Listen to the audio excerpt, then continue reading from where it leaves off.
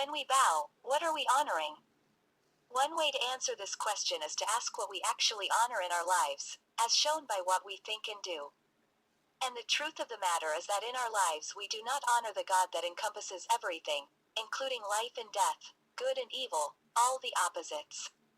The truth is, we're not interested in that. We certainly don't want to honor death, or pain, or loss. What we do is erect a false God. What is the God that we erect?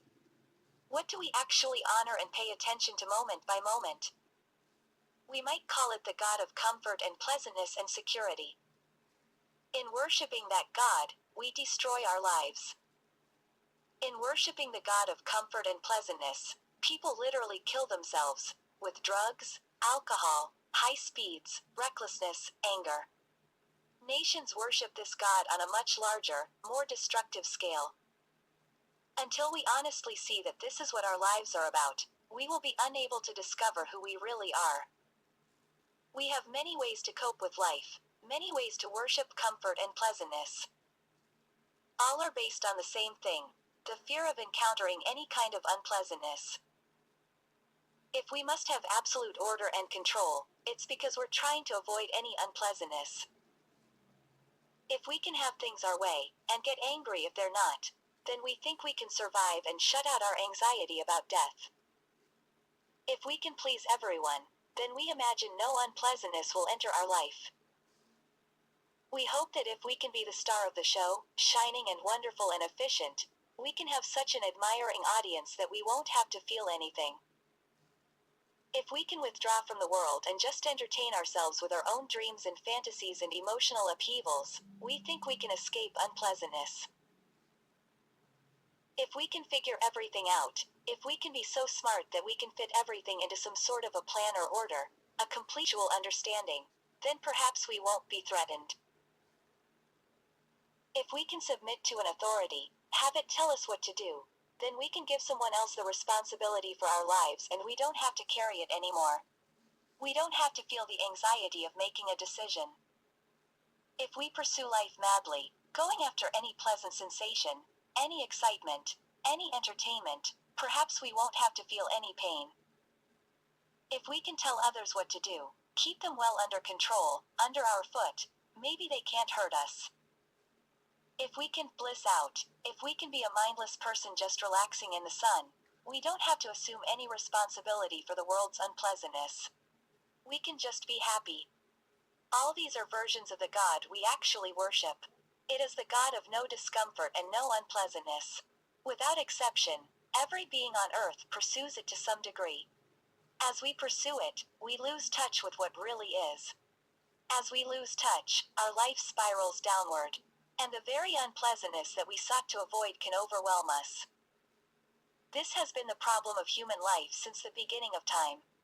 All philosophies and all religions are varying attempts to deal with this basic fear. In short, we must face our fear and feeling and embrace pain and suffering. Be happy in unhappiness. The goal is to be indifferent to what God do to you. Be indifferent to wealth and poverty. Be indifferent to praise and blame. In spiritual term, poverty is realizing we are powerless or helpless without God. Realize our need for God. Kona is accepting what God has given to you and to be thankful to God in any condition. We all hold energy in the form of thoughts, beliefs, emotions and memories. Therefore, even with respect to our bodies, the energy needs attention. If we are being consumed by anger, resentment, jealousy, greed, lust, hate and so on, obviously, it is serving us in some way, but we know within our hearts that we can do better.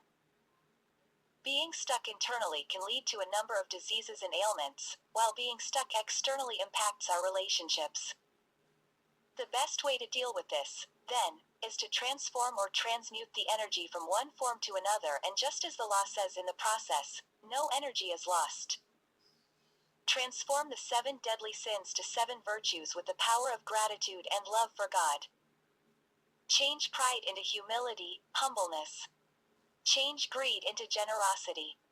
Change wrath into patience. Change lust into purity. Change gluttony into temperance, self-restraint. Change sloth into diligence. Change envy into kindness. Hate becomes acceptance at first and then love. When you accept poverty, you will love the simple life. Our breakthrough is our unconditional and ever-renewed surrender to God's will is perfectly revealed in our circumstances to God's will clearly on show all around us and within us, in the shape of all that's going on right now. Insofar as the will of God becomes ours or by desiring what God desire, we see His world as it is.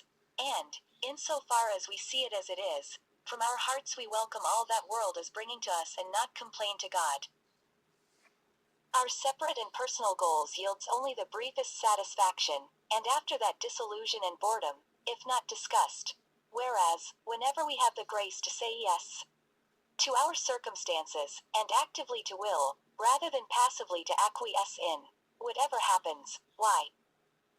Then there springs up that real and lasting joy.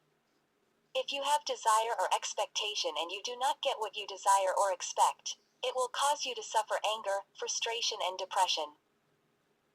Peace is the end of craving, the turning away from desire.